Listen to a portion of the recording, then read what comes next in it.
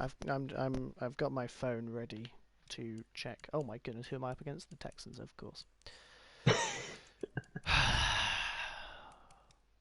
Yeah, no, I've got my phone up to check as well if you want. Cool. Just checking that we're going live.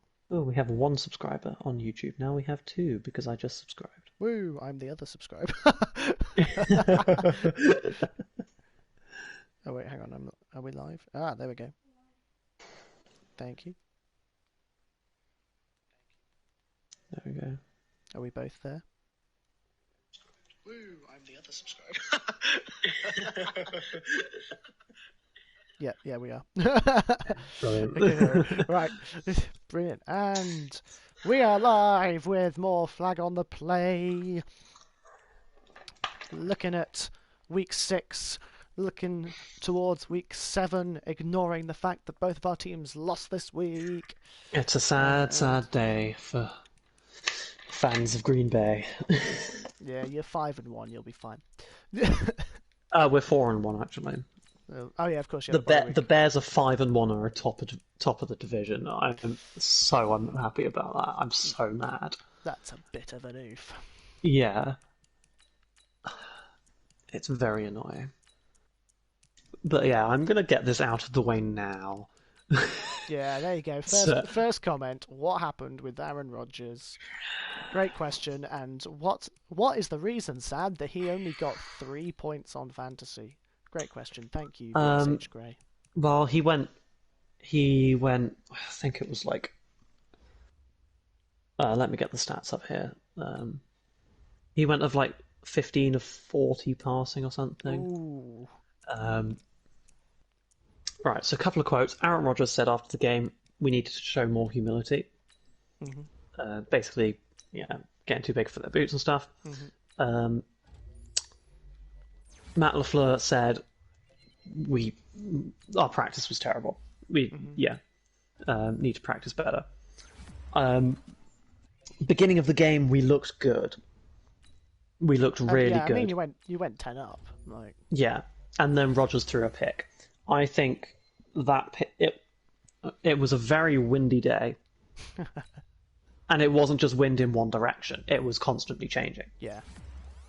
But I think the pick occurred because Davante Adams was back, and Rodgers decided to try and target him a lot. Yeah.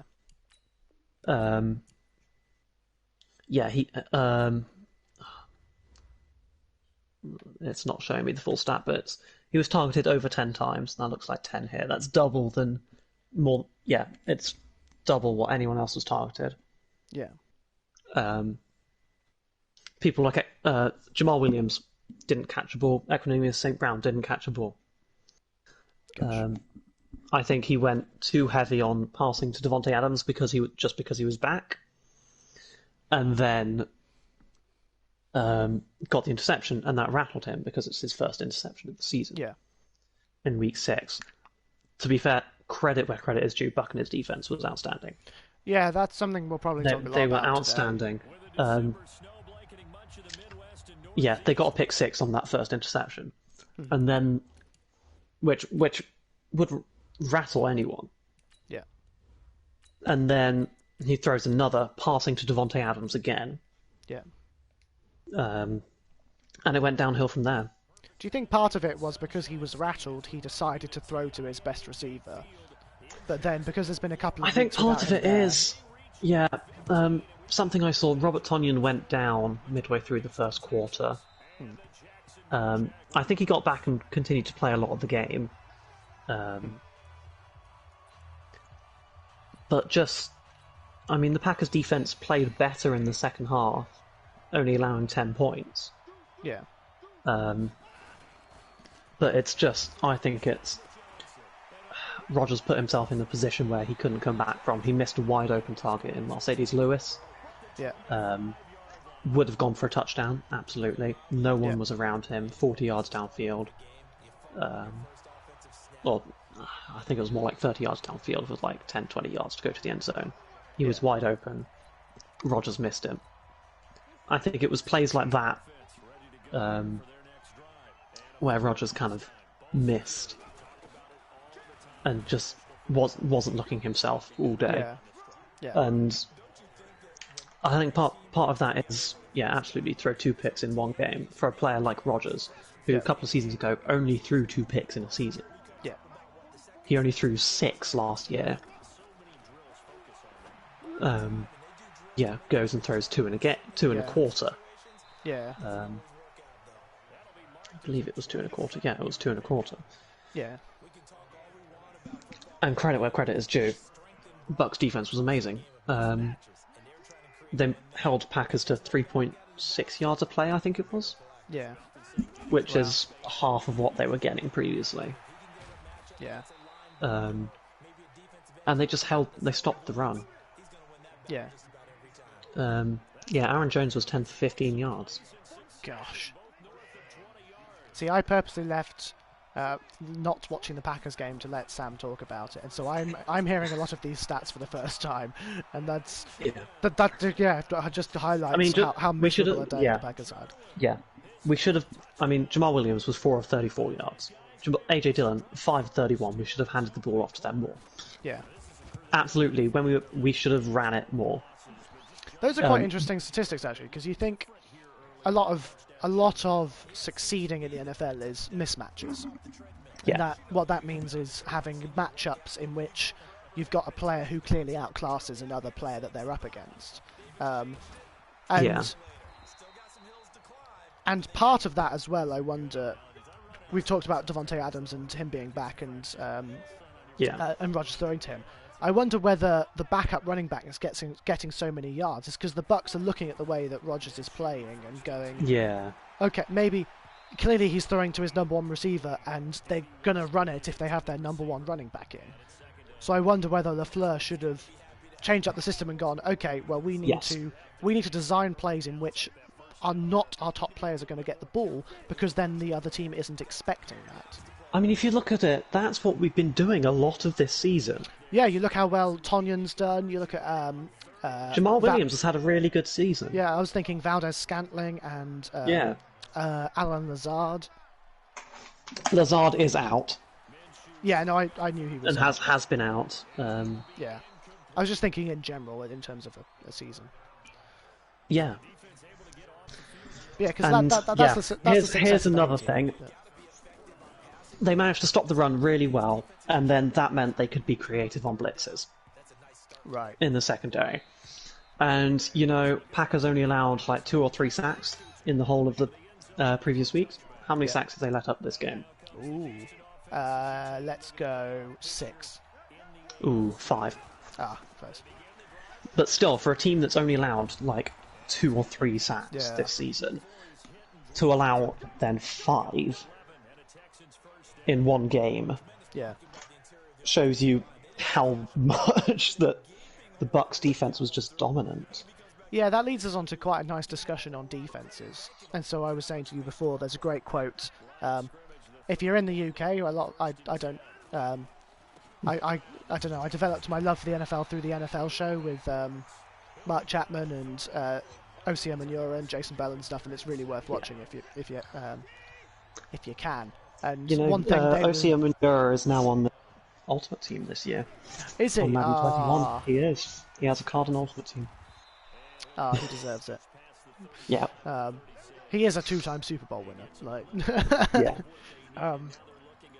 But yeah, one thing they were saying is the NFC is going to be won by whose defense shows up. And and I think that's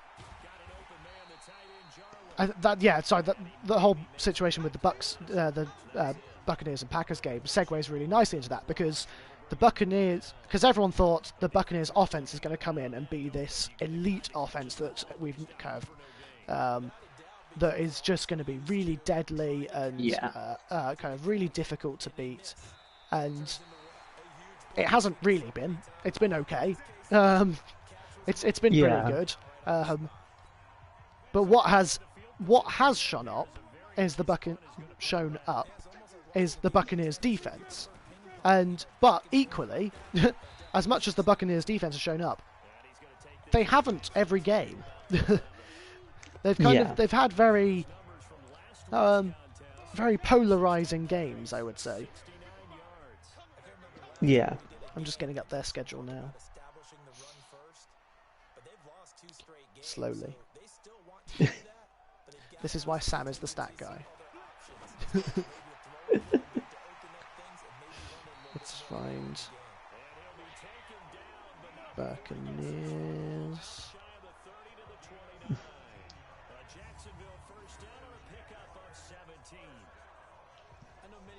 Yeah, let up 34 points to the Saints. Yeah. Let up 17 30. to the Panthers. Yeah, 31 to the Chargers. To be fair, the Chargers and Saints have good offenses, but and then Yes, they let up 17 to the Panthers, 10 to the Broncos, then 20 to the Bears, which they lost. Yeah, and you look at that Bears game, and obviously we'll talk about the Bears and defense in a minute as well. But that is a game that they really should have won. Yeah, absolutely. You've got a fantastic offense, but you can only score 19 points. And yes, the Bears' offense isn't amazing, but they should have been stopped more than they were. Yeah. I hate cornerbacks on this game. Making ridiculous interceptions. Oh, yeah. I mean, it's Madden. Yeah, that's true. I can turn the sliders down a little if you want. No, it's alright. I think they're at a good level. Yeah. No, I think they're pretty good.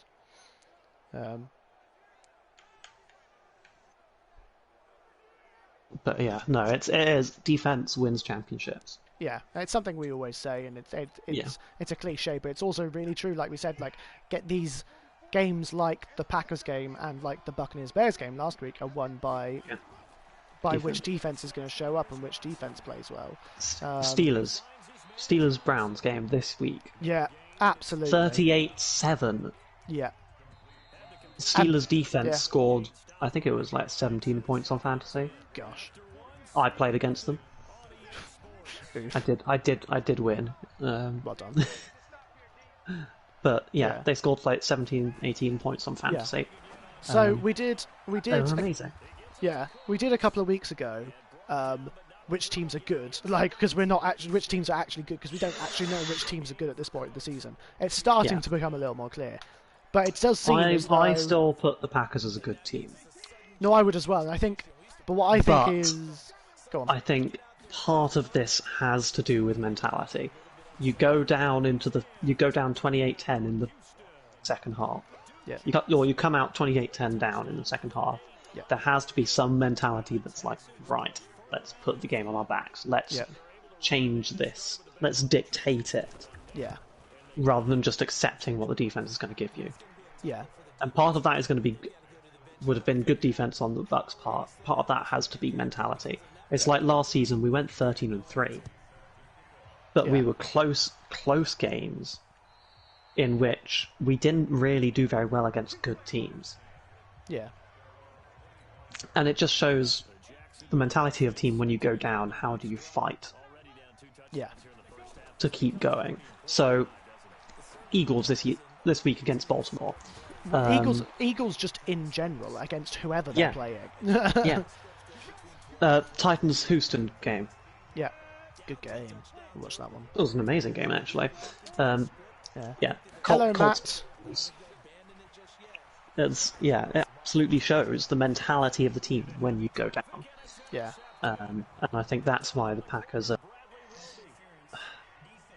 have always had games like that. For a long time, have had games like that. Yeah. And it's something that absolutely needs to change. Yeah.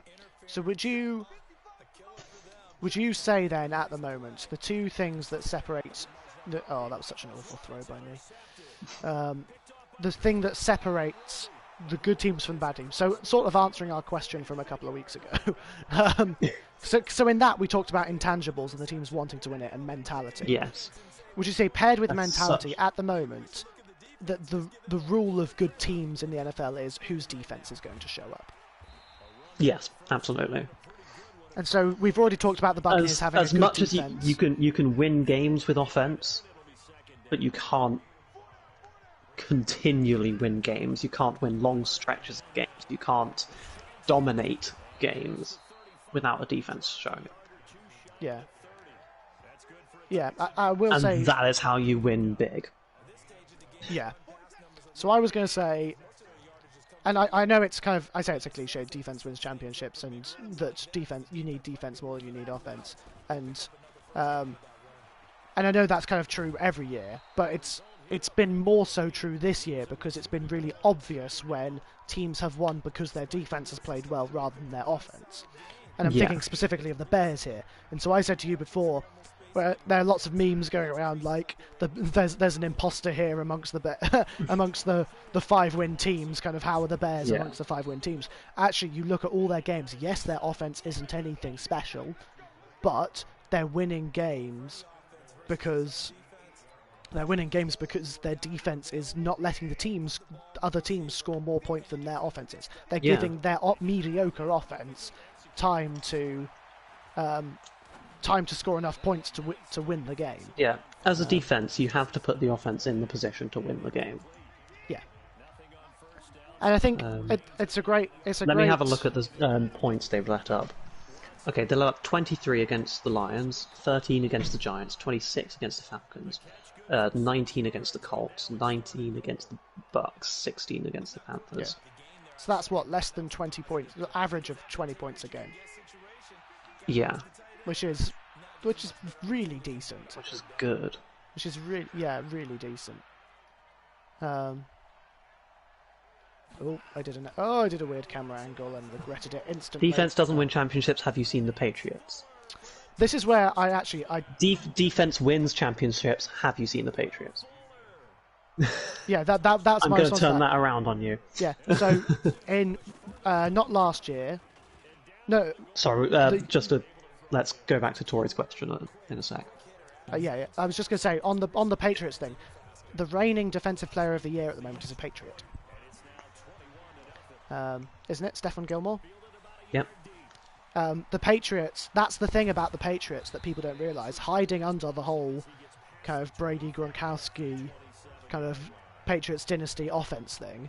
The reason that the Patriots have had their dynasty is because they've always played good defense. And it's not flashy defense, it's not a defense full of superstars, it's a defense that plays well. It's defense full of players that know their assignments and play them well. Yeah. And also Belichick, as far as I'm aware, is a defensive mind, isn't he? He used to be a defensive coordinator. So with the Bills, I think. Yeah. And I think actually, ironically, I would say, I don't know if it's ironic or not, but the Buccaneers team at the moment are playing exactly how a Patriots team would. With with star names on offense, but actually are being carried by their defense.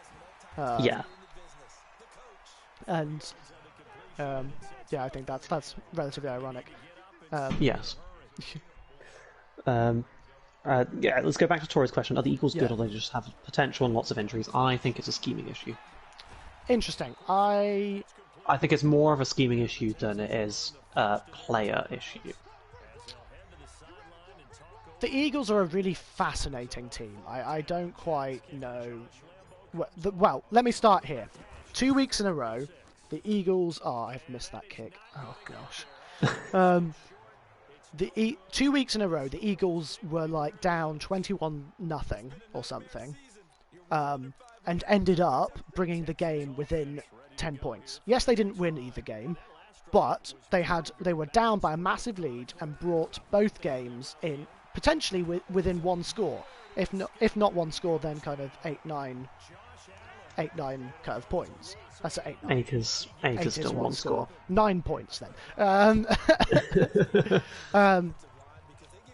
And so, that's the amazing thing about the Eagles is you go, okay, they're losing games because they've got loads of injuries, because that's always the case with the Eagles, always the case. Yeah. But then there's clearly talent there, and also, like you said, it's not necessarily a player issue. Who's heard of Travis Fulgham before this season? But how well is he playing? And you think of last year with Boston Scott and I'm trying to think who else. They brought in Jay Ajayi. Jay Ajayi did really well. Who's the other guy? I'm trying to think of the wide receiver, and I can't think of his name. But basically, the Eagles clearly know how to prepare their Do you mean players. Arcega Whiteside? No, there's someone else, and I've forgotten his name. Wide receiver for the Eagles. Yeah. Alshon Jeffrey. No. What's the other guy's Came name? in as a backup. Came in as a backup. Greg Ward. That's the one. Thank you. And you look how well those guys played last year. So highly. Greg Ward's played decent this year as well, actually. Yeah. Highly recommend watching All or Nothing if you have Amazon Prime. Fantastic show. But they did the Eagles, and you look at, and that's the thing. The Eagles have this ultimate next man up mentality, in which yes they're always injured, but they always find really talented and well prepared guys to be backups to play when players get injured. And so I don't think it's a talent issue. It's clearly not a mentality issue. You look at the way they're trying to make these comebacks. Yeah, that's why I think it's scheming. Yes, they do always have injuries, and I think that does play a big part, and that's potentially why they won a couple of years ago, because they had one injury, but Nick Foles filled that hole amazingly. Yeah. But they didn't have any other major injuries. No. And I think that's the thing, is I think that you look at the way the Eagles play, and Carson Wentz is a fantastic quarterback. Nobody can tell me that he's not. He's thrown 9 picks this year. Yeah, but you look at the touchdowns. You look at the rest of his play though. Like yes, that interception statistic looks awful, but if you watch him play, and kind of, it's not. Yes, the interceptions are a problem, but aside from that, he's a fantastic QB. And I think the turnovers must be something to do with this week, or not, or this year even, because he hasn't been particularly turnover prone in the past. Miles Sanders, 6th in rushing yards. Yeah. Attempts. Sorry, I missed that. Rushing. I'm still missing you. You're cutting out. Am I? Yeah. Must be my internet. Yeah. Sorry, you're saying Miles Sanders, 6th in rushing. 71 attempts. Gosh. The next lowest on the top 6 is 92.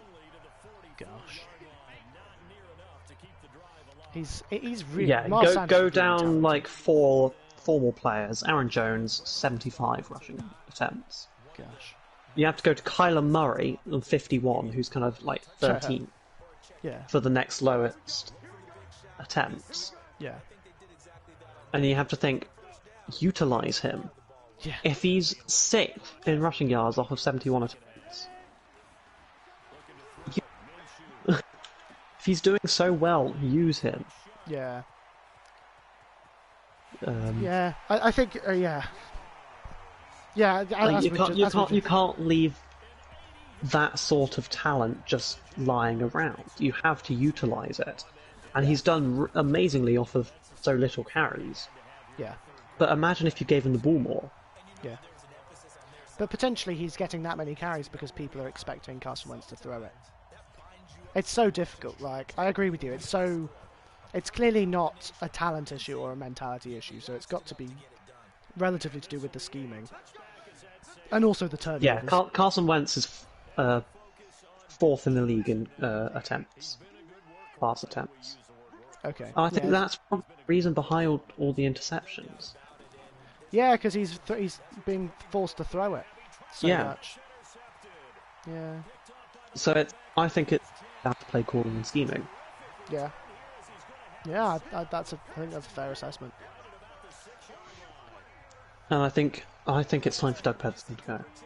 Ooh. He's had one good season with the Eagles that I know of, and Oh, I lost you again. no, yeah, they've had one good season. Yeah. And they won a Super Bowl. Yeah. What have they done outside of that? Fire all the Dougs. Yes. Have they reached the playoffs in the last? Yes, they No. reached the playoffs last season. Did they? No, they didn't. Yeah. I thought they won the division. I thought Cowboys won division. I think you're right. I can't remember now. Cowboys Either way, won off of they 9 got- and 7 or 8 and 8, didn't they? They got to the playoffs the year after they won the Super Bowl. Yeah, but what has their record been? Yeah. Yeah, no, fair enough. Are they one and done in the playoffs after that? Yes. I think. Yeah. Look at it and you think they haven't really performed. Yeah. I think Doug Peterson. If you want to stand out, you've got some stellar talent there. Miles Sanders, Carson Wentz. You build offenses on those kind of guys. Yeah.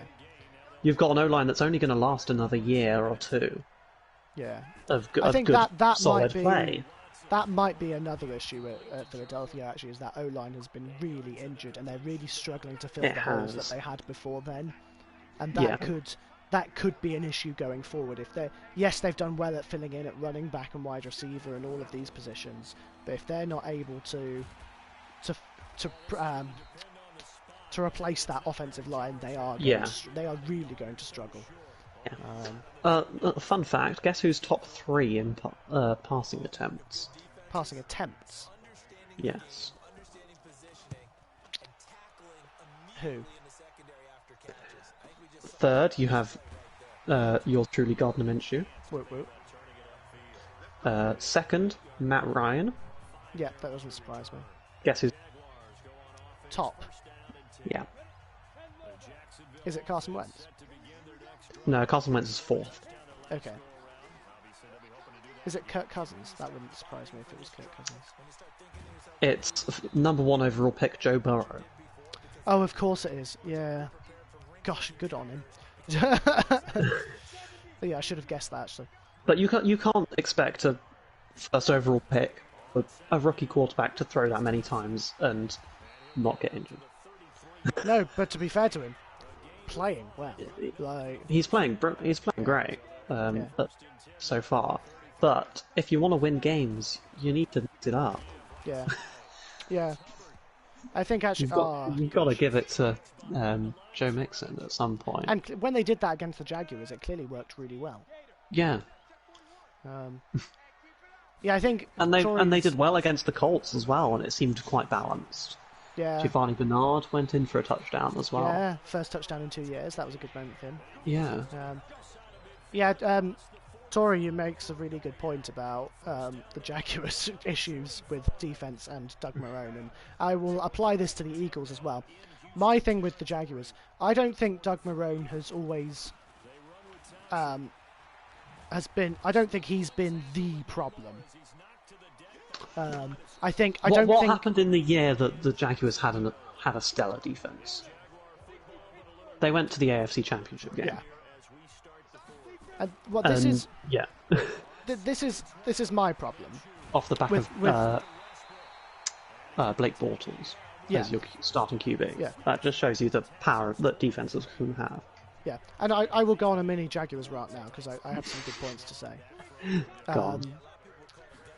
Well, that's the thing, is they did a study of Super Bowl winning quarterbacks, and lots of them were really mediocre and were carried by good defenses. I want to say Colin Kaepernick right now.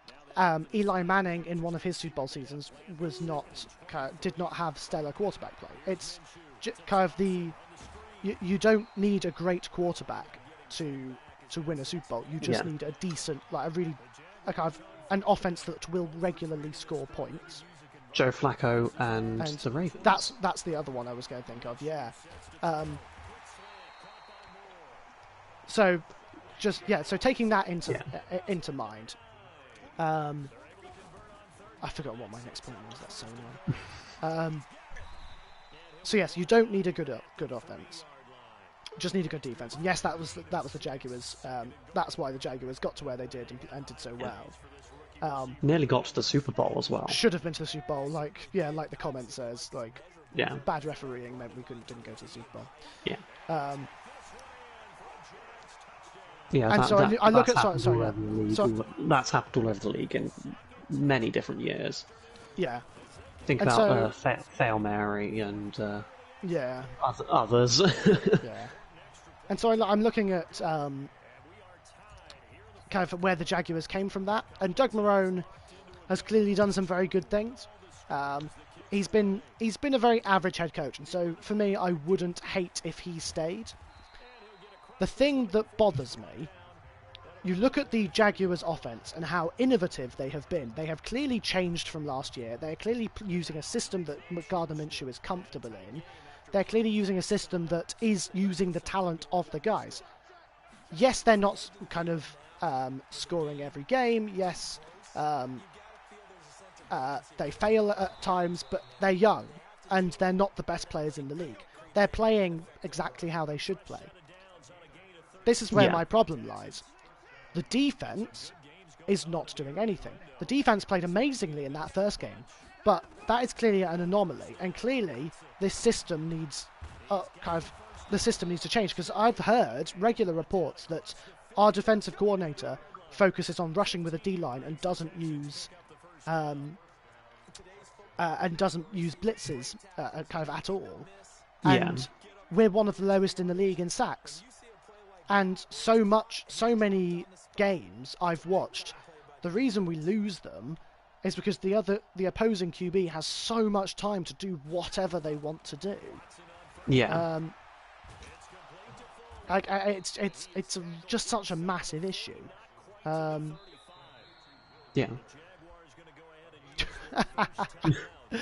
Oh, I love that. Oh gosh, yeah. I'll come to that in a minute, Theo. That's part of that is on weather conditions. Yes. No. Do you understand the reference for that one, Sam? No. So, who is the current most famous Lions fan that you know? I don't know. Okay. So apparently Ninja's a Lions fan. Oh. And so Ninja tweeted one year, I think it was last year, I'll never understand how college and NFL football teams allow kickers to just... Yes, was that after the double doink? Something like that. I can't remember. And he replied to... And someone replied to him, like, I don't understand why Fortnite players just miss shots. Like, it's genuinely the funniest thing. And then he replied, just like a massive crybaby. It was just like, that's the most stupid comparison in the world. And it's like, nah, mate, he nailed it. Like, like, so, like, oh, yeah. I had a good chuckle with that. It was on the Pat McAfee show. Oh, anyway, okay. Yeah. Speaking of kickers, Dallas could be 0-6 because of kicking. 0-6? Yeah. If you think they got lucky on an onside kick, which could have put them at 1-5. Yeah. Had a game-winning field goal against the Giants. Yeah, that's true. Yeah, but when you've got Greg the Leg, you know, like. I mean, he hasn't been stellar this year. He's been pretty average, to be honest. But fun fact I've just found in NFL news. Yeah. Oh, you've broken up again. Can you hear me now? Yeah. Yeah. Okay. Jerry Jones is saying the losses are on limitations of roster flexibility. Okay. So saying his players are the reason he's not winning.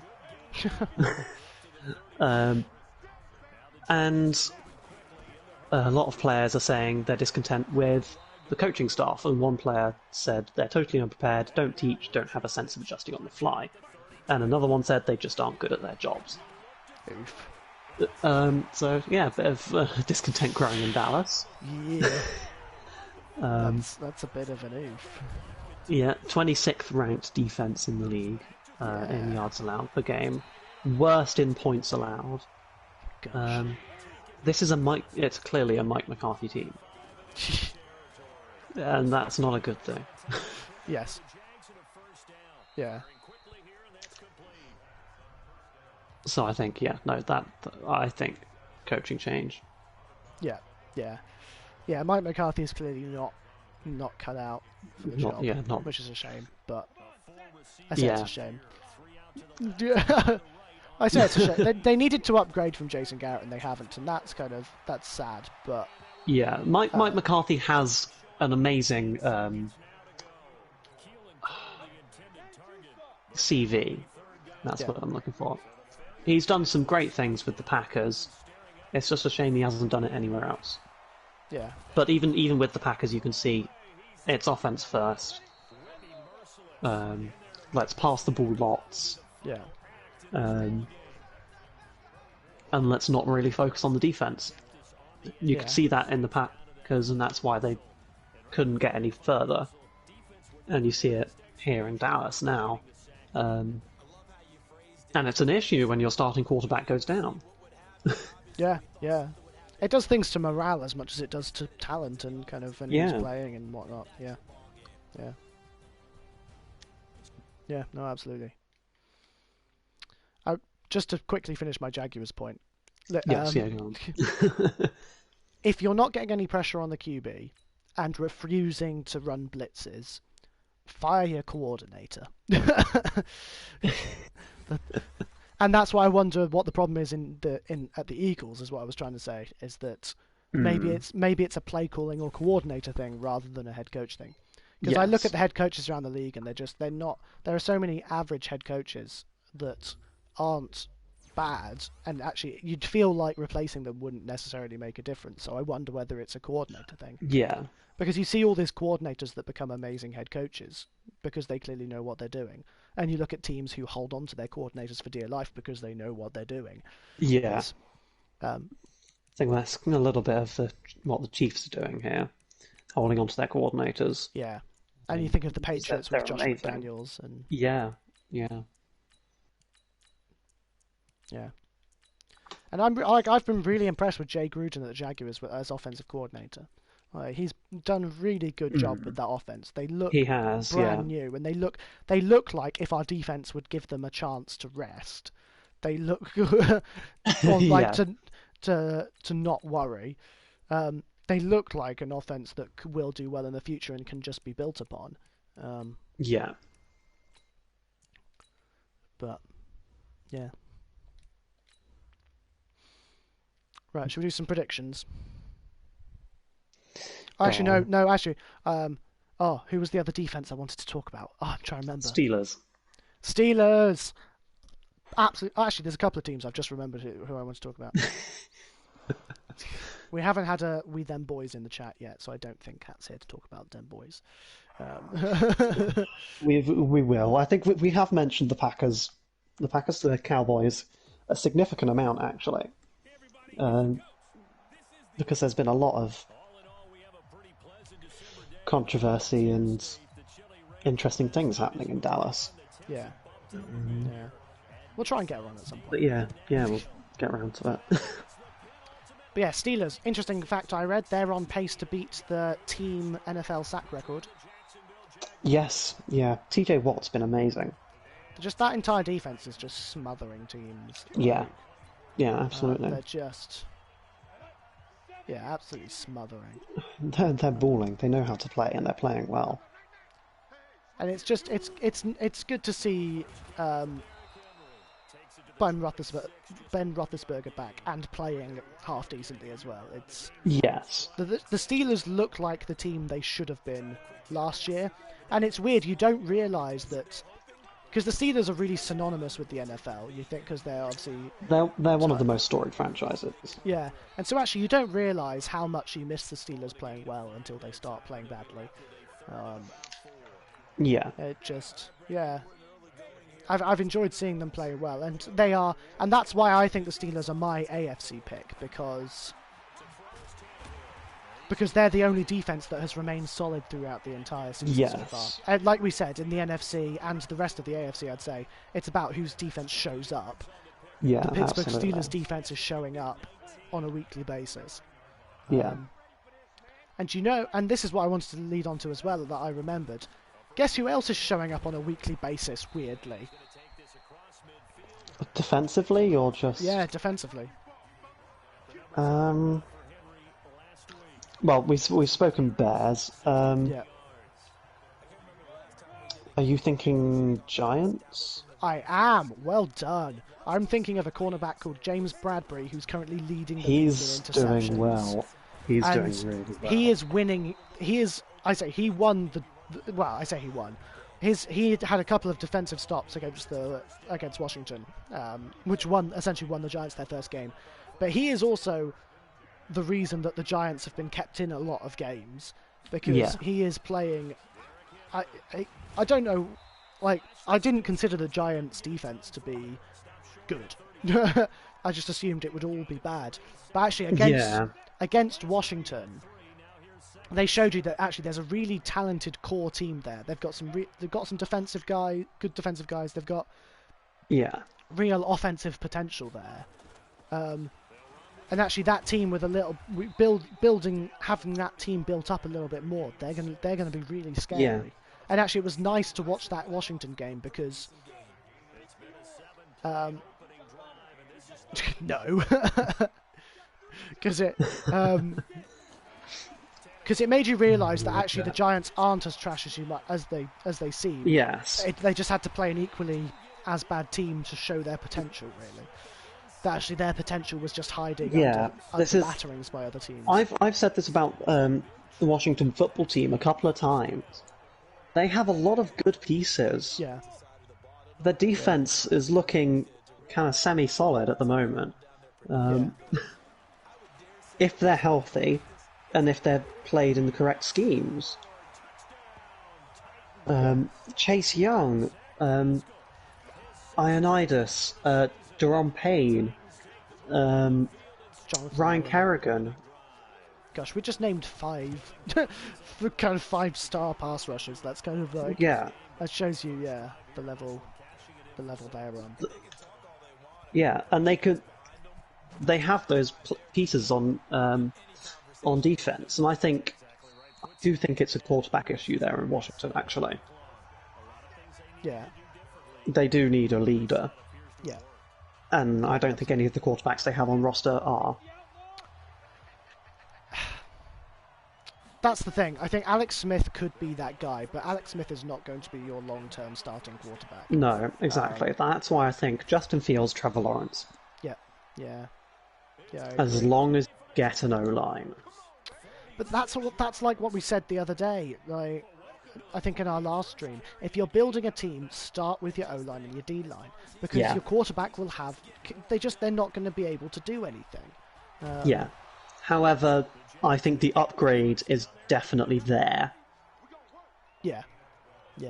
Rather than Sam Darnold, Trevor Lawrence, which I don't think is a significant upgrade.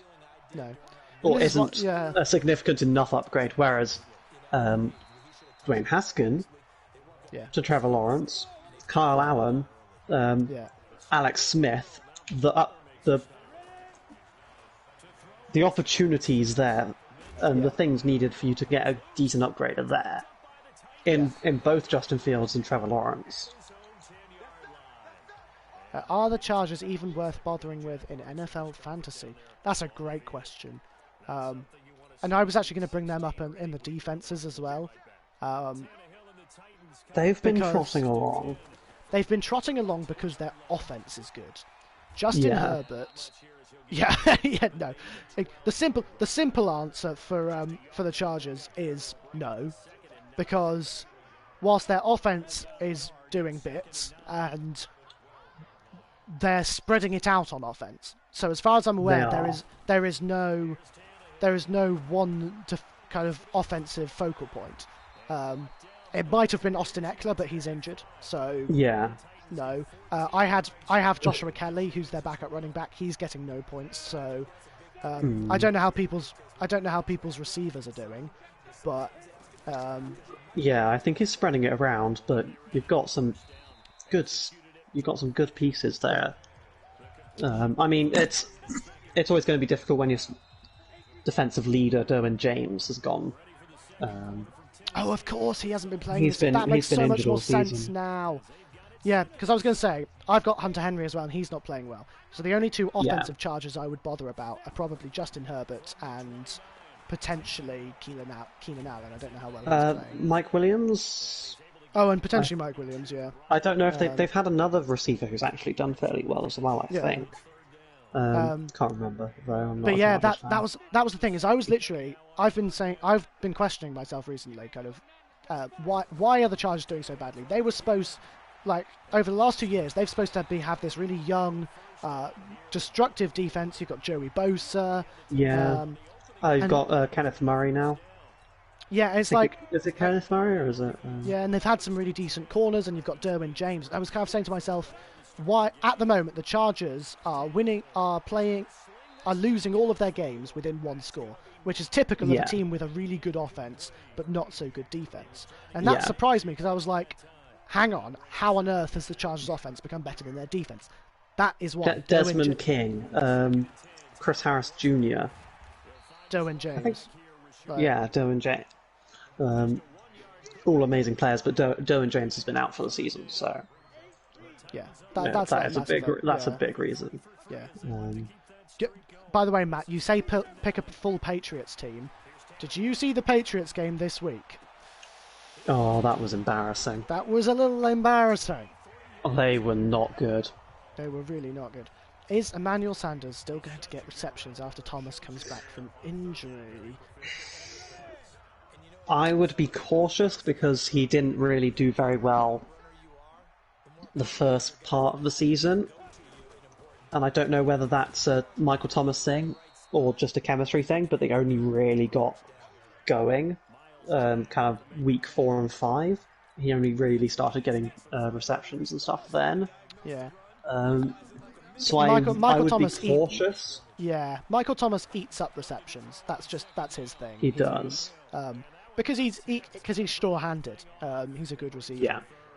So I wouldn't be surprised now that Breeze has that chemistry with Sanders, which I didn't think he had much last season either. So he's finally gained that. Yeah, he didn't have it last season either. I wouldn't be surprised if he finally gets, if he gets a few more than usual. But yeah, Michael Thomas coming back is going to cut back those receptions quite considerably. It's like Mike Davis. Yes. Panthers running back Christian McCaffrey's off IR this year. He was last week. He was still inactive, but he could have played. Yeah. And now he's a week removed from coming off of IR. Yeah. So is likely to start. Yeah. And so Mike Davis, it's Christian McCaffrey. Mike Davis isn't going to have a chance. Yeah, but that's the thing is Mike Davis has played well enough for the Panthers to seriously go, okay, we need to give this guy some touches even when McCaffrey comes back. And I think I think that's a really good example for like the Michael Thomas one is when you've got a fantastic kind of superstar player, when they come back, you're going to play them. Like it's not a question.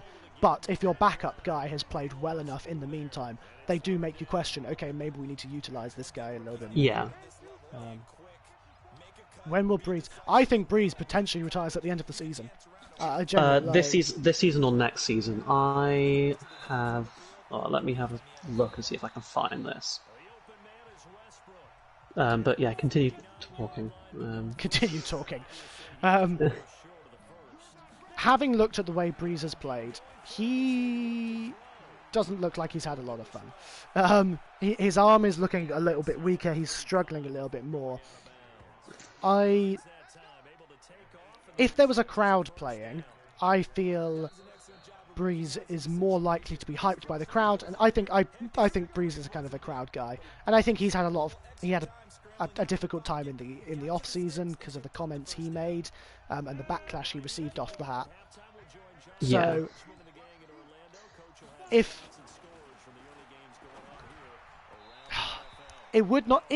things were back to normal next season, I have no idea what the COVID situation is going to be in America next year. If things were back to normal and you had crowds, I can see Breeze trying to squeak out one more season because he's going, okay, last season was a bit of a no-go. Let's make a difference this season. He'll have a crowd. He's under contract next year, so I think he retires next year. Also, this is what I was trying to find.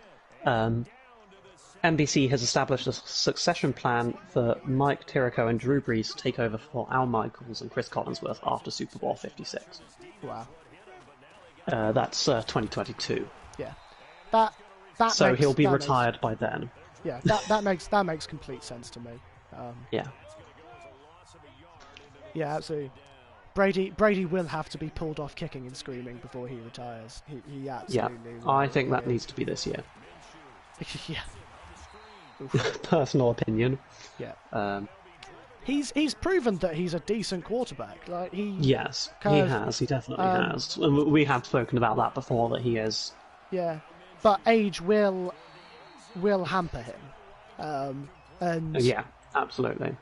It will be interesting to see what he decides after this season, because this season he has proven he can play. It will just be up to him how many more years he thinks he can play.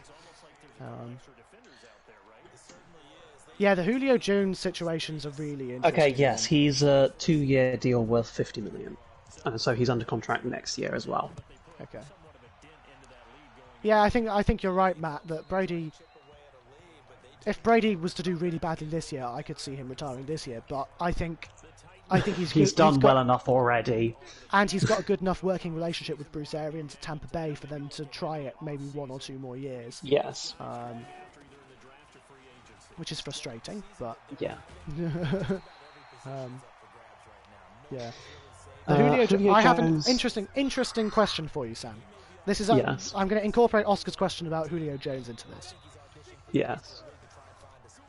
I heard a comment this week that suggests that the Falcons, now that they've fired their head coach and GM, need to go into full rebuild mode, and that includes trading away Julio Jones. And you want my thoughts on it?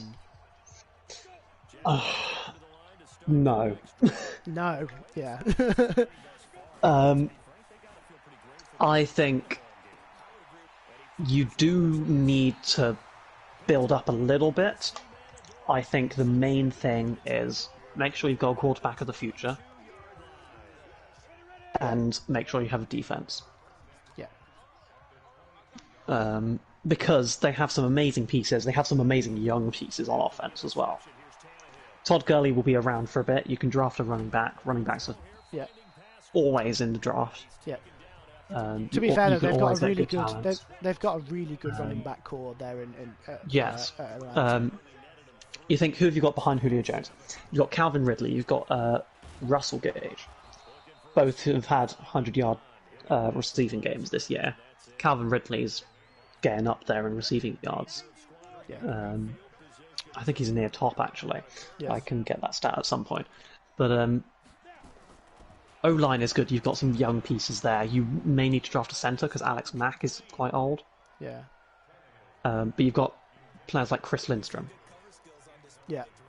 Who's young and is brilliant. And yeah, you've just got to think.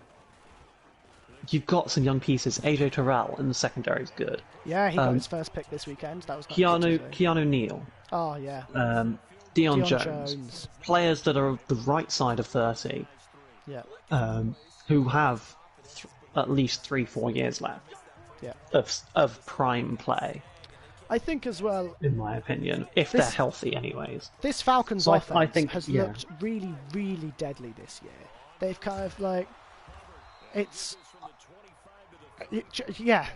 they've, and that I was going to say back to Oscar's comment. I think the Julio Jones injury was just an injury. I think yes, he's getting older, which means he will become more injury prone. But you look at the production he's had this year. Age clearly isn't slowing his talent.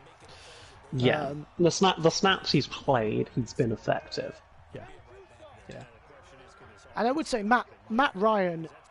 I think yes, he had a really off year following the Super Bowl. Like it was a really off year. Yes, but actually this year has played really decently. You're going to I will. I think he has played better. He's still not back to previous production in any sense of the word. No. I think he has regressed. Okay. He's showing some poor reads, and Okay. and some of the passes are going a bit wayward. Yeah. He's still one of the quarterbacks in the league, for sure. But I think it's just, I don't think it's quite there still. No, but they're stuck with. I think I've read somewhere they're stuck with him for a couple of years under a heavy cap contract. So, I think at the end of that contract they potentially move on from Matt Ryan, because I think he does still have a couple of years left in him. Yes, I think you draft a quarterback in the next couple of drafts and do a Brett Favre, Aaron Rodgers type thing. Yeah. He is under contract until the end of 2023. Yes. Yeah. So he's an unrestricted free agent in 2024. Yes. Yeah. And his cap hit this year is 19 million. Next year it's going to be 40. Year after that, 41. Year after that, 36.6. Ooh. Yeah. Ooh, that's painful. Yeah. Yeah, there's nothing they can do about that. That's just... Oh. It sounds like a similar contract to Aaron Rodgers. Yeah, but Aaron Rodgers isn't regressing as much as... Yeah. Ooh. Are Seattle the team to beat this year after going 5-0? Yes and no. We've talked about this a couple of times, and we're like, last week we were saying Seattle always find ways to win games, and we're not quite sure how.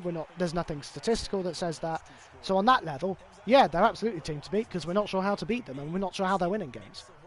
so absolutely in that respect. Yes. But however, then also, they've been poor on defense. Yeah, they haven't been perfect, and we were saying earlier this week, basically every team at the moment in the league, apart from potentially the Steelers, it's about which defense is going to show up. Yeah.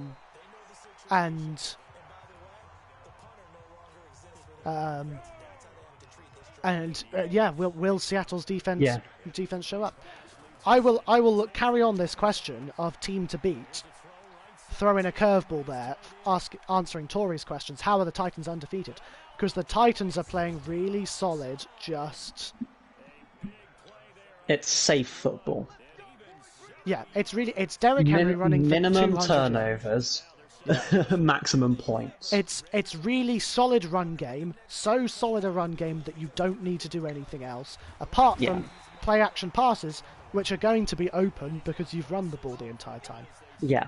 On top of that, they're playing really solid defense, and they've got some really good defensive stars, and also they've been drafting young defensive stars. So something I've noticed, Derrick Henry is such a workhorse back, but a lot of times he's stopped for 2 yards at a time. Yeah. And then he breaks off a 94-yard run. Yeah. It's because they just keep going. That's how he gets the yardage. Yeah. He just bullies them and bullies them. He is the ultimate power back in this league. Yeah. Yeah. Absolutely, you can't stop him. No. And I think you stop him for 3 quarters, and then he goes for 150 yards in the fourth quarter. Yeah. And that's why the team that's been closest to beating them has been the Jaguars, ironically, because they held him. They stopped Derrick Henry. Yeah. But then... I mean, you think Houston could have won that game last week. Yeah, they could have. But their defense just wasn't good enough. Yeah. And that's the dangerous thing about the Titans as well, is in the Jaguars game, they stopped Derrick Henry, which forced Tannehill to throw it. And that's the scary thing about the Titans. Tannehill can throw the ball. He can... I'm missing all these great comments. There was one I wanted to answer as well. See if I can find Jets are the team to beat because if you don't beat them, there's something seriously wrong with you. Yeah, I'm so glad the Jaguars aren't playing the Jets this year because it could go really wrong. Yes. You need coaching turnover. Coaching turnover has to happen in the Jets. You can tell that all the stars want to leave. You can tell there's something wrong with the organisation. Yeah, absolutely. And have I talked about Greg Williams before? Don't think you have. Because I really don't like that man. And so Greg Williams is the defensive coordinator for the Jets. Okay. And yes, every team that has had Greg Williams has not done very well. But everyone calls him an innovative defensive mind. But he was part of the Bounty Gate scandal in New Orleans, and every defense he's coached has been really mediocre. He was defensive coordinator of the Rams before Sean McVay was there and got rid of him. Yeah. He was then defensive coordinator of the Browns, and they got rid of him. And look how the Browns are doing. Was that the 0-16 Browns? It might have been the 0-16 team. And now he's off defensive coordinator of the Jets. There's a little bit of a pattern here. And I don't understand why they keep giving this man a job. And it just shows you how stubborn the NFL are to be innovative. Because, it just... Ooh, also, Theo's coming up with some good questions. So Arizona outside shots getting into deep playoffs if their defense plays as well as it did. And if Kyler Murray can sort out his turnovers. Kyler Murray can sort out turnovers, absolutely. Kyler Murray is a generational quarterback. I'm so excited to see what they're going to do in Arizona because they've got a lot of pieces. Like Larry Fitzgerald probably won't be there forever. Amazing wide receiver. They've got you've got D-Hop as well. DeAndre Hopkins, who will be there a while. That's really scary. He's under contract for 3-4 years. Yeah, they've got Christian Kirk, Andy Isabella, and some other really young... D-Hop, Larry Fitzgerald. Yeah, it's an amazing wide receiver room, actually. It is. They've got a couple of really shifty running backs as well. They're not like amazingly productive. Kenyon Drake's playing well. Chase Edmonds playing well. But that's the thing is they don't have to play amazing well because a lot of your rushing attack is coming through Kyler Murray, who was clearly really good. He runs like he's stiff all the time. Yeah, he does a bit. And I agree. Yeah, I think Arizona are absolutely playoff. Could go really deep in the playoffs if they sort their issues out. But I agree with Oscar. My AFC pick for the Super Bowl is the Steelers at the moment. That James Conner's running well, Benny Snell's running well behind him.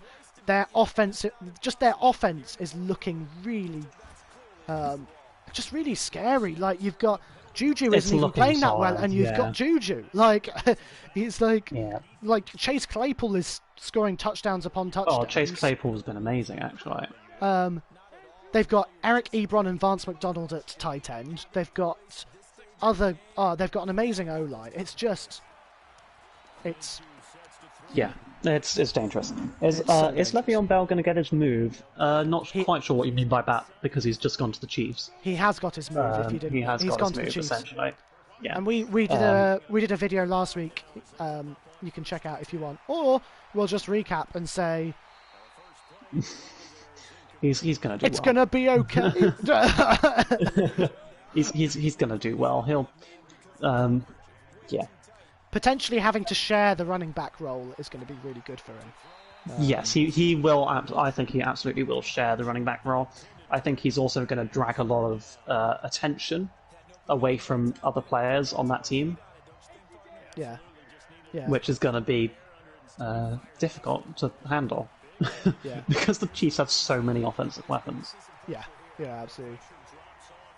Is Claypool a good pick for fantasy, or is it not consistent enough?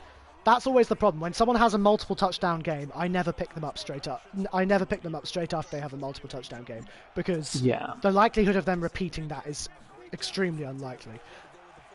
However, I would say Chase Claypool has shown good quality. The things to research. Last week, he did quite well as well. That's what I was going to say. The thing to research would be this week. How many targets did he get? How many touchdowns did he get? Yeah, I think he did pretty well. I think he got one touchdown, but he had. He did pretty well. Yeah. Can we do a? I would also check. I would also check that whether they're contingent on getting touchdowns to boost their score. Interesting. So, if they don't get a touchdown, will they do well? Yes. That's a good. So players like Aaron Jones usually. Yeah.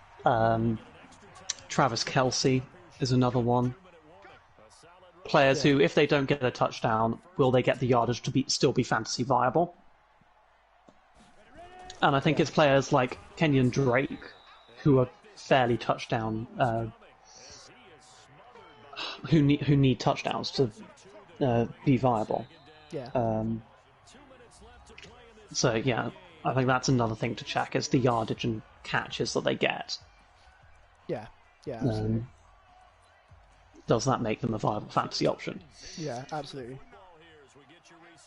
Which is why I don't play DJ Moore much in fantasy. Yeah. Although he has picked it up recently, and I will play him this week. Yeah, he played really well last week. He's played well over the last 2 weeks, which is, for me, showing he's gone on an uptick, so he's picking it up and he's playing well. So yeah. Yes, the Dallas curse is also real, Theo. Like, I don't know what's happened to Greg the Leg. It's just been, I honestly don't. I think it's Cat's curse actually. Everyone that Cat drafts in fantasy never does really well. So yeah. Right, should we go predictions this week? Predictions, go on. Thursday night football. Giants Eagles. I'm as much as I love the Giants at the moment. Yeah. I'm really hoping the Eagles get the win, because they need a win. They deserve a win for how hard they've tried to win games. Yeah. It's an Eagles game to lose. That's the perfect way of putting it. I think it is absolutely the Eagles game to lose. Yeah. I think they can lose it. But yes, they could. But I think the likelihood is unlikely. Yeah. Personally. Lions Falcons is next. Falcons. Don't sleep on the Lions. They've been playing well this year, and now they're healthy. Kenny Galladay's back. Yeah. DeAndre Swift is putting it together. I always say don't sleep on the Lions, but also don't take their performance against Jacksonville as a pinch of take it with a pinch of salt. Yeah. They need to learn how to close out games, and then they will win. Yes, I think. Sorry, Lions Falcons. You say? Yes. I think. Lions. No, they need to learn how to close out games. Falcons can't. Yeah, I still think Falcons. I think their offensive prowess is impressive. And I do, yeah. And the Lions have to prove that they can play the way they did against Jacksonville for a couple of weeks. But yeah, coming back off a bye and playing well against Jacksonville. Kenny Galladay's back, like you say, rushing attack looking good between AP and Swift. Yeah. Again, I do think Lions win. It's going to be really close. But it will be really Lions close, but yeah, I'm going to go Falcons for that one. I think. Ooh, next one, Browns versus the Bengals. Browns, no question. Yeah. I think they were just bullied by the Steelers' defense. Why did I kick it? I should have gone for an onside kick. Anyway. Right, Packers Texans. Texans are looking awful.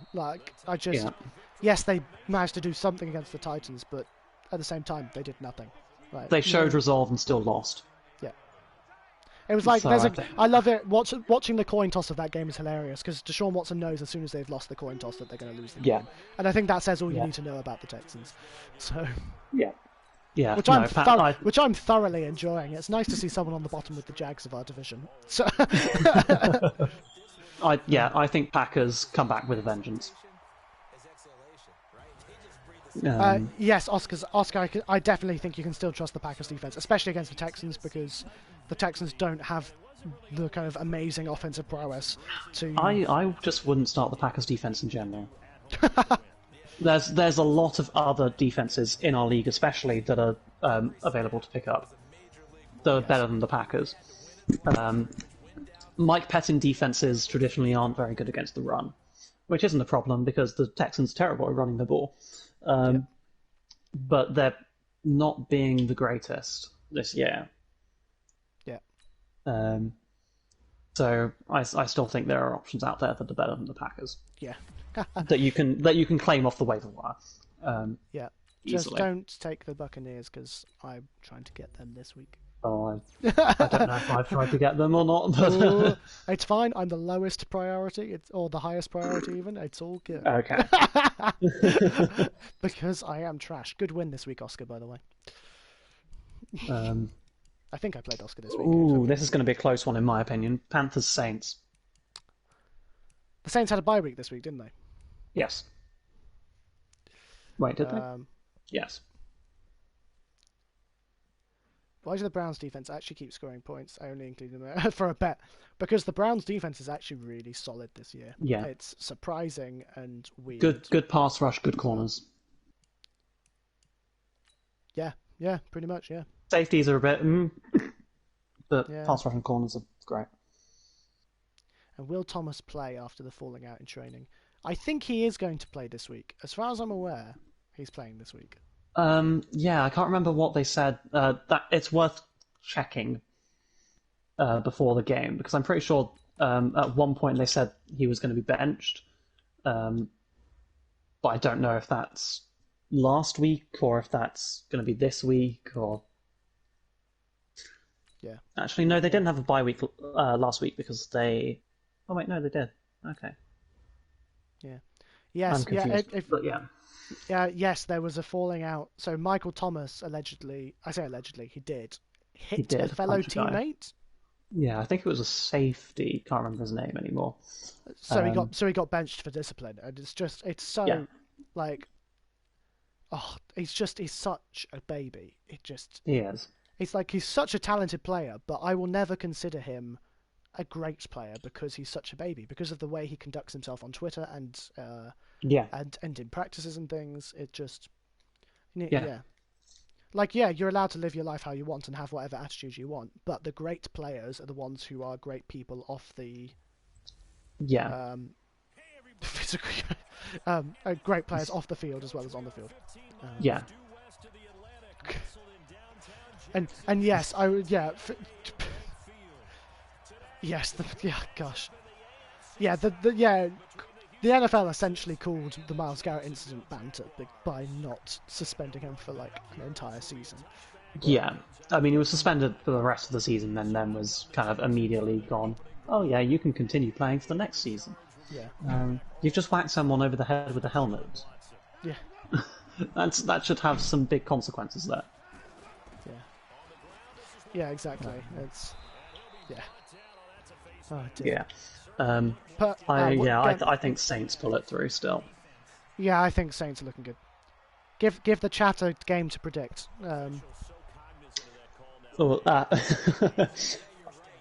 I won't go the next one, which is Bills Jets. Bills are going to win that hands down. Yeah, no question. Cowboys football team. Oh, that's a good one. Go on, chat. Have some fun with that one. Is Madden worth getting this year? It's fine. No. We're still playing Madden. We're still playing Madden 20. We're still playing Madden 20. Madden 21. And to be honest, I think Madden 17 is a better game. Yeah, I would agree. If what was I going to say? Yeah, Madden 08. Yeah, I was going to say if you don't own a Madden and you can get Madden 21 for cheap, it's got some cool new modes, but I don't think it's got enough. I don't like the new modes, to be honest. Yeah, fair enough. I don't think they're very good. Yeah. The game to predict: Cowboys, Washington. Oscar goes Cowboys. Andy Dalton winning against Washington. What are you thinking? I can see it. I can see it. It depends who Washington. I think they lose. Cowboys. Yeah. Wow.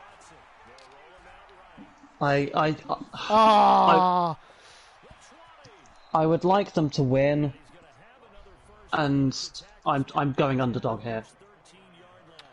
Yeah, fair enough. I think I'm with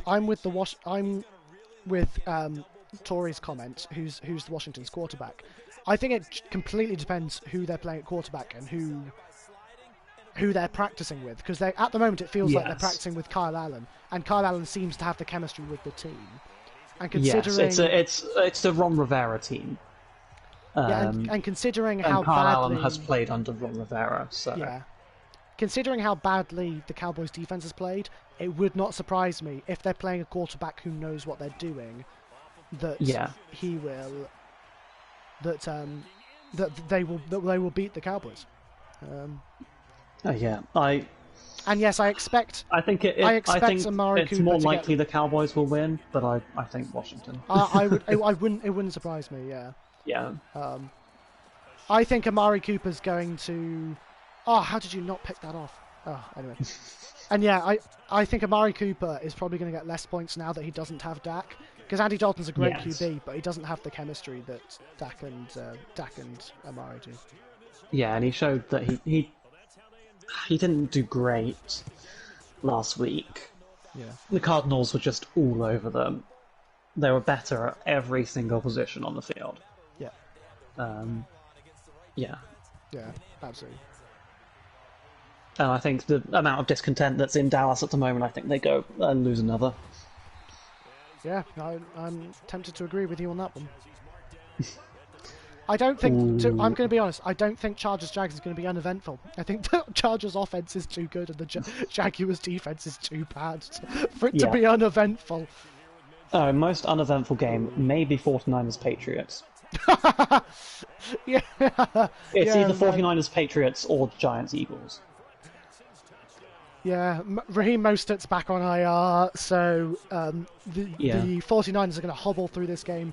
But I have no idea what happened in the Patriots last week. I don't know whether the Broncos just had a masterful defensive game. Well,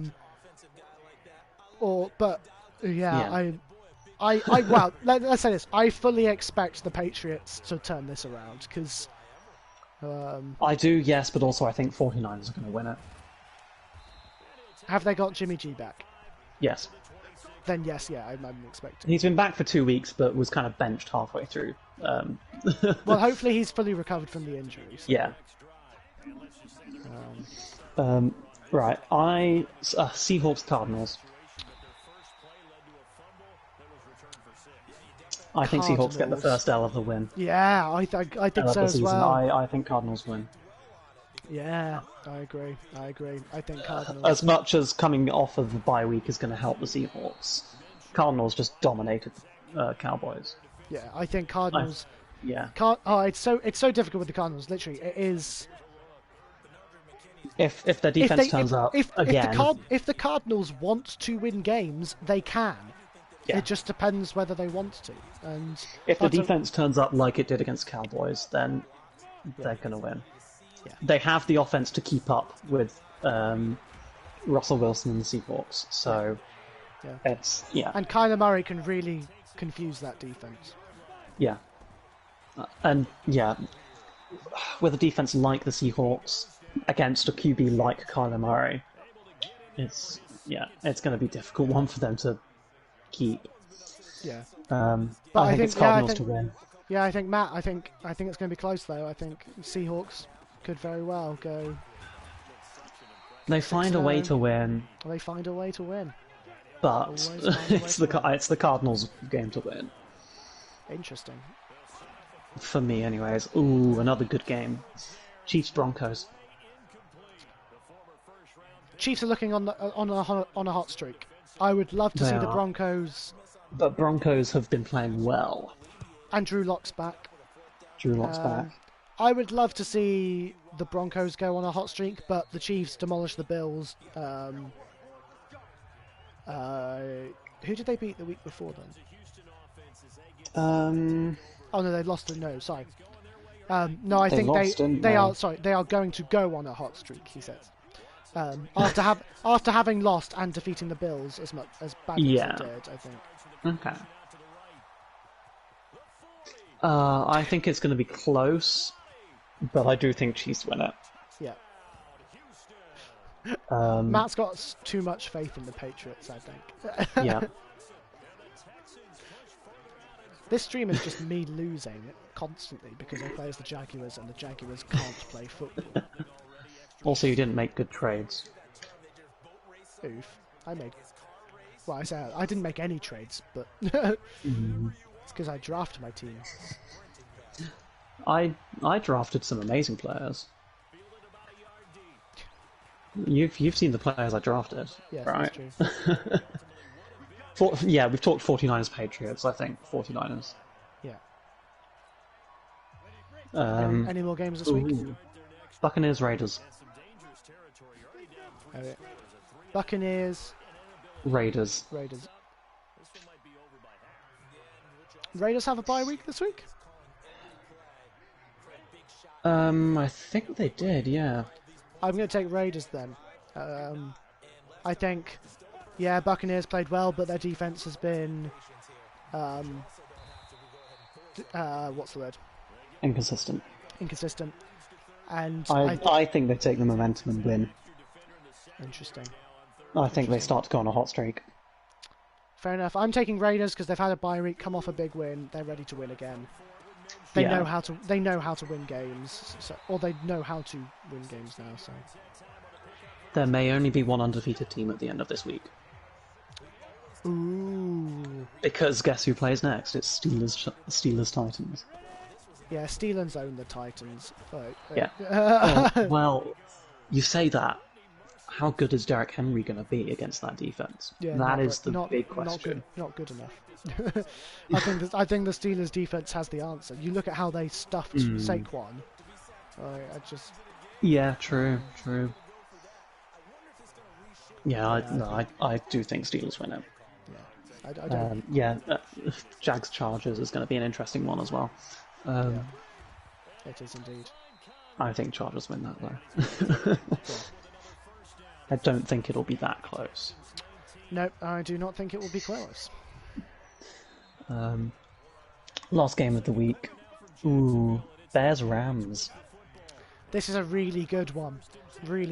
I think this is the week that the Bears prove that they're a playoff team. Ooh, okay. I'm picking Rams because I don't want the Bears to win. Fair enough. Do you know what we haven't talked about yet? And I can't believe we haven't talked about it. Go on. It's Tua time! It is, yes. It's Tua time! Because Ravens, Dolphins, Vikings, and Colts are all on byes. Yeah. We said it a couple of weeks ago. Go watch his highlights. He's good. Oh, Dolphins bringing him last week. Good. He looked good. They have a bye week. They've announced him as the starting quarterback, which I said Washington should have done, so it's clearly a strategy that they should do with quarterbacks. And next, when they come out of their bye week, it's Tua time, y'all. It's Tua time. Tua time. Yeah, that's absolutely. If you're changing quarterback, you need to say it at the beginning of the week. Give the player time. Yeah. I swear, if anyone else says Tua time, he did. But did you see those throws? Genuinely, I'm so excited for Tua to be in the NFL because the worst thing to exist. That's probably a bit strong. To have so much hype for a quarterback coming out of college and then for him to be awful in the NFL is just the worst. Because you get all these great college quarterbacks who are amazing in college and great fun to watch in college, and then they stifle in their NFL careers either because they never got the chance to play. Yeah, and I'm thinking like AJ McCarron, Colt McCoy. Yeah, Tim Tebow. Yeah, Tim Tebow was good for a year. Jamarcus Russell, famously biggest draft bust ever.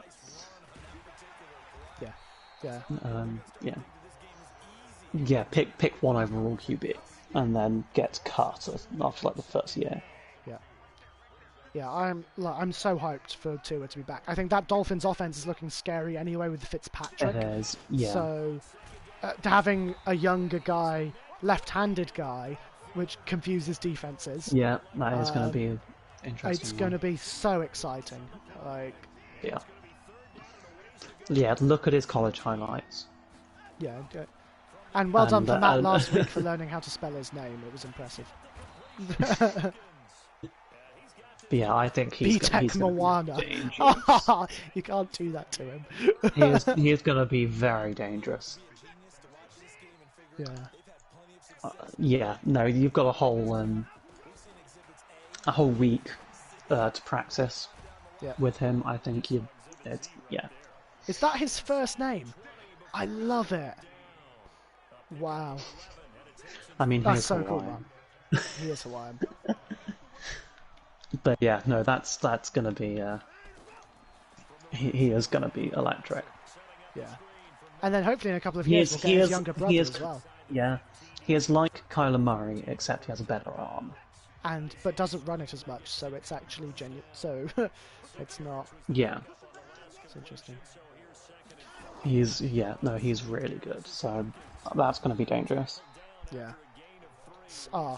I think that genuinely, like, I know that Fitzpatrick, I don't know if he joked or whether he was like honest that they're a playoff team, but actually the potential that the Dolphins have is quite scary. They've all their young players are good enough to start, which is a start. They've now got well. What does that say about the depth the Dolphins have, really? Yeah, exactly. And in other news, Tua breathed its Tua time. Amen. Yes. We're gonna say the same about Trevor Lawrence next year. Like we are, but we're saying it's Tua time because he's going to start in his next game. He played his first NFL snaps. Last week. Oh, he did well. He threw well. Like, he threw yes, well. it was against the Jets, but still. Like... Yeah, there were a good couple of throws, and you should have seen Ryan Fitzpatrick on the sideline. That was hilarious. Yeah, that was so good. Question for the chat. So we've had three rookie quarterbacks start for their teams.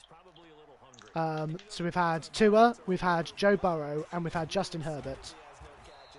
Who has been the best rookie quarterback so far?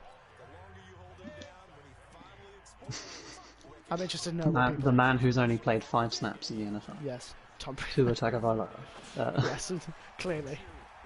Um, Okay, so the battle is mainly between Burrow and Herbert, and I'm really interested to know, kind of, who do people think is the better quarterback at the moment? That's a really interesting one. Theo, yeah. Theo is clearly the best. Yes.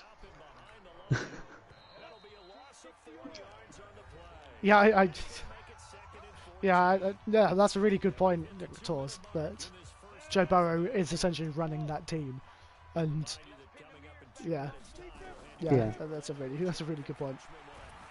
Oh, I got sacked again. Who benefits the most from Trevor Lawrence? I think that's I think that's the question when they draft him. It's not which team like upgrades the most from him, but which team genuinely benefits most from him. Saints. Yeah, and I think it's going to be. I think the team that benefits most from him is one of the teams that have an older QB.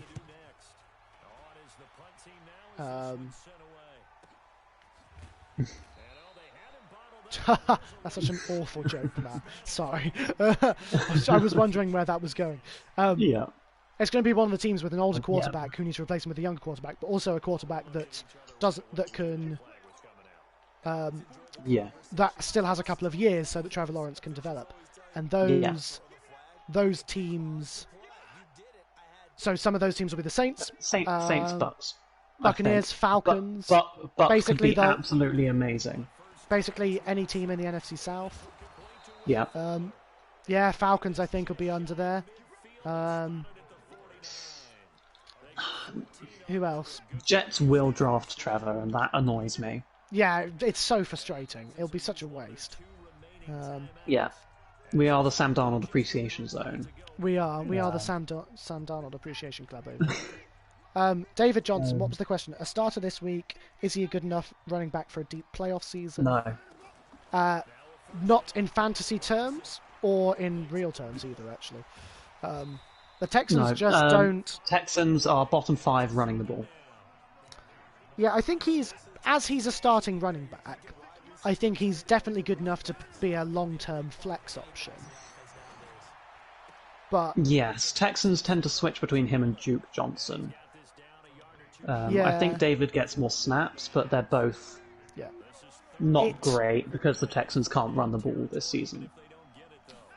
Yeah. Is he a starter this week against the Titans? Probably not. No, not against Titans. Who are the Texans playing this week? Green Bay? Yes. It's going to be an interesting one because Green Bay don't have the best run defense. I would say, if he is already your starter, keep him as a starter because, like I say, Green Bay aren't amazing defending the run, and with the new head coach, I think it will be interesting to see whether he gets more rush attempts. Yeah. Yeah, Frank Gore and Adrian Peterson are ages wonders, Theo. It's so... yeah. Why do I even... Trust me. Longevity and ability to not get injured is amazing. Yeah, genuinely, Theo. I question my sanity week in, week out being a Jaguars supporter. Connor, Carson and Risley as running back and flex. I wouldn't put David Johnson into that. I think the weakest person there is Chris Carson, and he still does pretty well. Yeah, it does make me very sad this week. I'm a Jaguars fan because I'm nothing if not loyal. I'm a Jaguars fan initially because they were the first team I played as on a Madden game. I like the colour of their uniforms, and they play a lot in the UK, so I'd love to be able to go see them play. Yeah. That's why I'm a Jaguars fan. And also I like supporting an underdog, and I think the Jaguars... I have PTSD from every game. I think as well, I love Minshew. I think Minshew is such a fun QB to watch. Minshew is amazing. I think as well... such a character. What the Jaguars do so badly is they draft amazing young talent and then waste it. And that's one of the things I love about being a Jaguars fan, is we have amazing young talent that are really fun to watch. So I'm thinking of Minshew, DJ Chark, Leonard Fournette was fun when we had him. Josh Allen on defense. I mean, you're going to let them go 2 years down the line, but so that's why I'm hoping at the end of this season, and if we go 1-15, which is looking increasingly likely, they will fire their GMs, and that the new guys that come in will genuinely be like, we need to keep the young guys we've got. Yeah.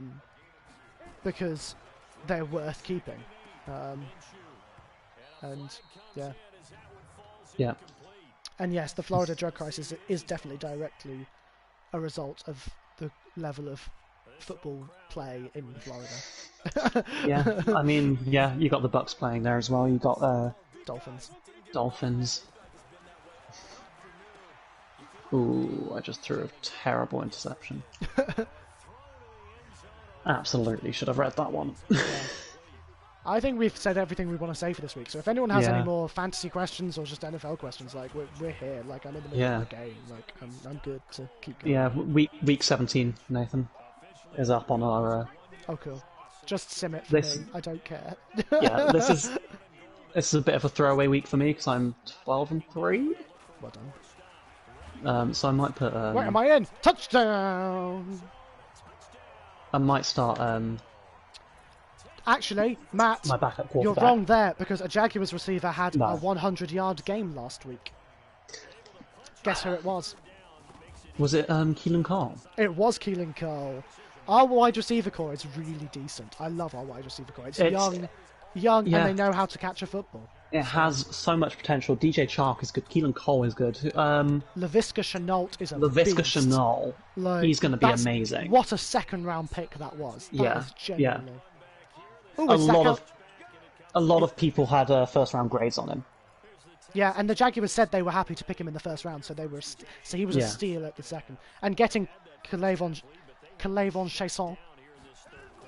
Ooh, okay. Zach Ertz is out. Let's have a look and see. Let me pause and have a look at this. Yeah, it says he's set to miss 3 to 4 weeks. I love that, Matt. Feel free to slate the Jags all you want. Yeah, Theo, genuinely, I drafted, I think, Golladay, Godwin, and Saquon as my top 3, and they've all been... Saquon's out for the year, and the other 2 have been injured kind of every other week. So it's genuinely, I feel you this season. Ooh, who did I have? I had Kenyon Drake. I had Lamar. Fairs. And I think I had a wide receiver. I can't remember who it was. If I've learned DJ Moore. If I've learned anything from fantasy this year, it's pick guys from good teams. Yeah. I always forget it every year. I'm like, oh yeah, this guy's going to do good because he's the standout player on a bad team. No, just pick players from good teams. Even if they're the second wide receiver, they're going to play better than the first receiver on some bad teams. So, that said, Gardner Minshew has scored an average of 20 points per week. So I'm really happy I got him as my starting quarterback. Yeah, no. So what I've been doing is I've been picking up players. Yeah, same. So I have just a fraction of the players I drafted at this point because I picked up a lot of players. Yeah. Yeah. And I will continue to do that because it's doing me well, actually. Yeah. Because I went the first couple of weeks without doing it, and I've gone 3-1 since. Yeah. Adams, Julio, and Deshaun is fantastic picks, Oscar. Yeah. Also, who saw Tom Kerslake win 6-0 in our fantasy league? I know, when did that happen? I was predicted to go 12 shout out to Tom K. 2 or something, or 10-4 or something. And also Cats. Yeah, and I'm 3-3. Who's also? No, I just beat her last week. Who's got 5 wins as well? Someone's on 5 wins. Jonah. Jonah as well. It's going to be a repeat of our. It's going to be a repeat of our first season, like our first ever. Actually, no. First season was me and you doing really well, and then Tom coming and winning. Yeah. That's an oof, Oscar. Oh, I feel that. Tors, I don't know. Yeah, I think I was predicted 12-2 or 11-3. I don't know whether you should like be offended or Cat should be offended by Theo's Elliott comment.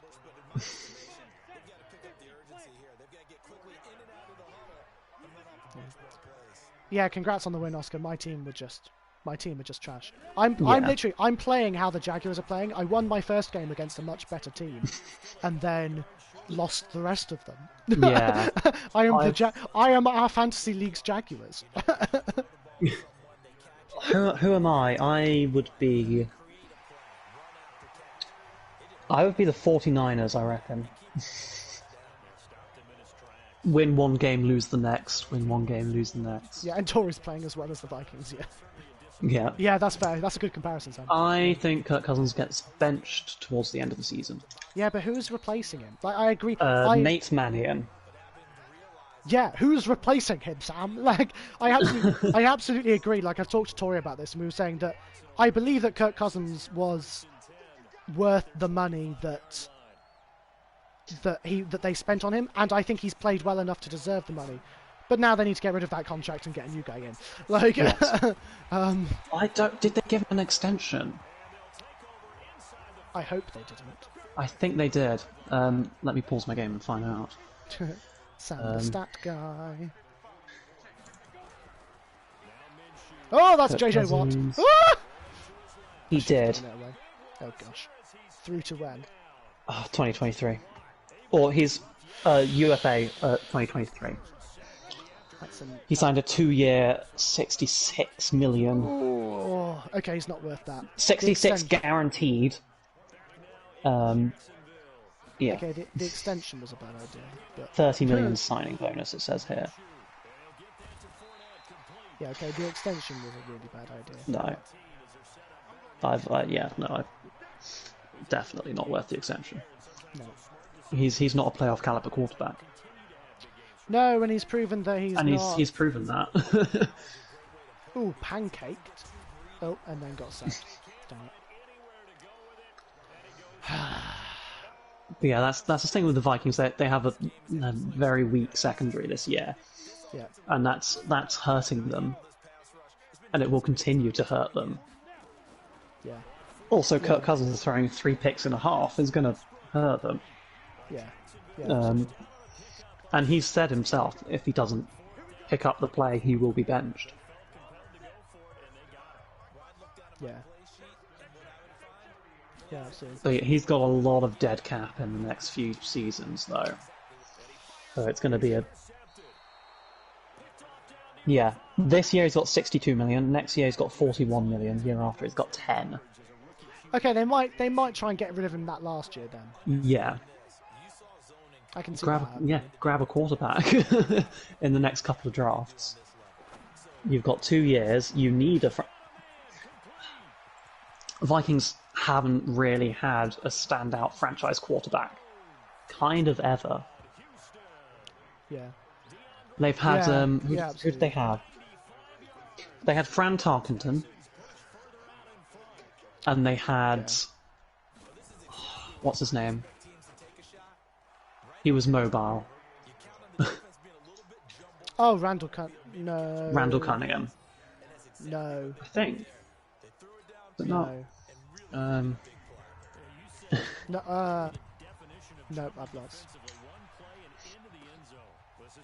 Right, let me have a look.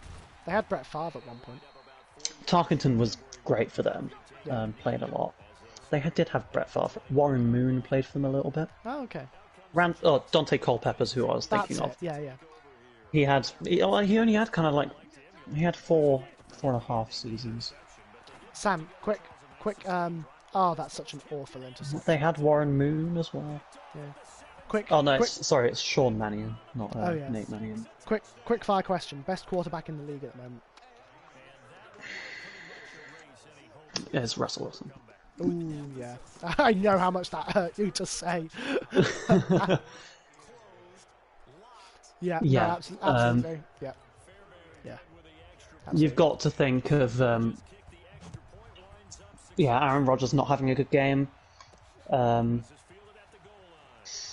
You've got to think Pat Mahomes has been doing all right. He hasn't been stellar. Okay, no, I will say this. Pat Mahomes is the most talented quarterback I think I've ever seen. He's an absolute magician. Yes. But in terms of best quarterback in the league, in terms of best, as in winning games, as in playing well, as in just all-round absolute Russell Wilson's put legend. the team on his back for 10 years now. Yeah. So underrated. I think it's like 11 or 12 years he's been the quarterback for the Seahawks since his rookie season. Yeah. And has still put the team on his back and won games. Yeah. He is, you can never count him out of a game. He's a phenomenal guy. He's yeah. Yeah. And I'm sure we'll agree on best defensive end in the league at the moment. Well, edge rusher I can agree on. The defensive end is a bit. Ooh, interesting. Edge rusher TJ Watt. Yeah. Wow. I wasn't going to say that, but Who are you going to say? I was going to say Aaron Donald, but Oh, yeah, true. I mean, he plays defensive tackle a lot as well. yeah, I know. That was what I was like. I was like, yeah, TJ Watt is having an unbelievable season. Yeah. Defensive player of the year potentially. Yeah, absolutely. He's leading in sacks. Aaron Donald is just scary. Oh, he's amazing. He is one of the best defensive players to ever play the game. Yeah. I would not be surprised if he ended up beating sack record. Yeah. No, I agree. In a season and in a career as well. Yeah. He's that good. Yeah, I agree. I'm trying to remember who I said last week. What was my Super Bowl prediction?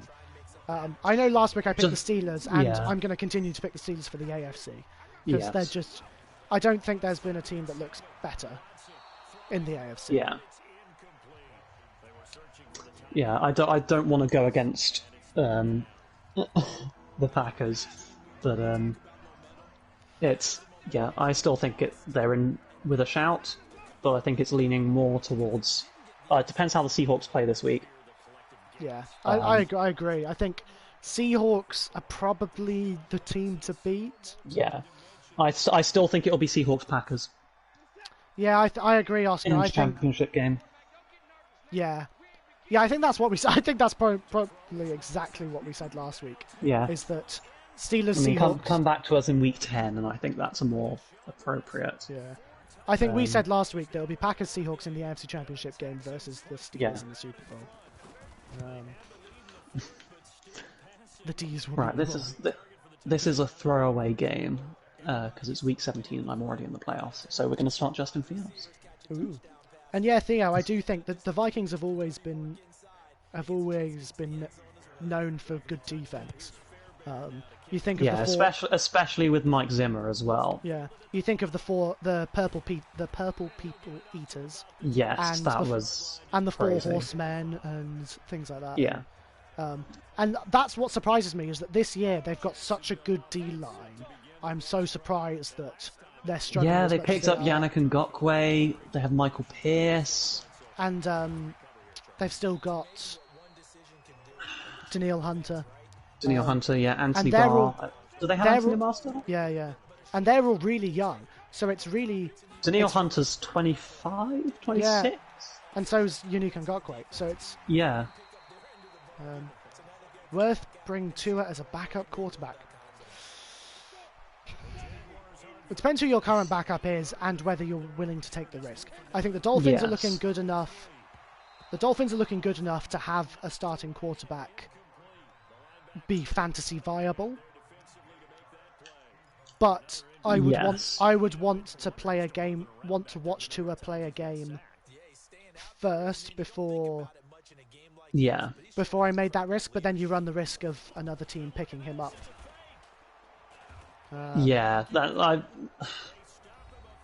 To be honest, I would pick him up this week, see how he does. Fair enough. That's what I've been tempted to do. Because I reckon he'll do well. I don't think he'll be amazing, fantasy-wise, but I think he'll do well. But yeah, my two quarterbacks are Josh Allen and Lamar Jackson, so I can't really go against either of them, to be honest. And yeah, I would say Oscar, go with Ryan. He's got a good matchup this week, so... Yeah. And also, he throws it 40 times a game. So that's going to be a difficult one to deal with. Garoppolo or Murray, Sam? Murray. Garoppolo's been too inconsistent. And who's Murray against? Seahawks. Yeah. I mean, Garoppolo's... Seahawks defense. Garoppolo's against the Patriots. Patriots defense has been good this year. Seahawks defense has been interesting. I would be tempted to go for Murray because of his running ability. Yes, that as well, on top of the mismatches. Yeah. Watson, who's Watson against? I've forgotten. Packers. Oh, that's going to be... To be fair, Watson plays well. He has played well this year. Even when he's losing. So, yeah. In terms of fantasy points. He's a good QB. Yeah, that's difficult. He's just at a team that won't do a good scheme for him, really. Yeah. Oh. Bob has gone. Bob? Bill O'Brien. Right. Yeah. Took me a second. Oh dear. Yeah, Chiefs genuinely have a chance of breaking the points records against the Jets when they play them. It's going to be exciting. It's going to be so bad. It's going to be great. Yeah, sorry for the slight blip. I meant to check the time and realised my phone was on my knee. Yeah, my headache is killing me, so I think we'll end it. Fairs, yeah. But I mean, we've gone past an hour and a half, so it's... But thank you guys so much for joining us and sending all the questions our way. We love chatting with you guys, and it's so much fun. We'll be back here next Tuesday at 7:00 British time to laugh about the Jaguars losing and Cowboys and other fun things. Yeah. So yeah, we'll see you then. Yeah. See ya.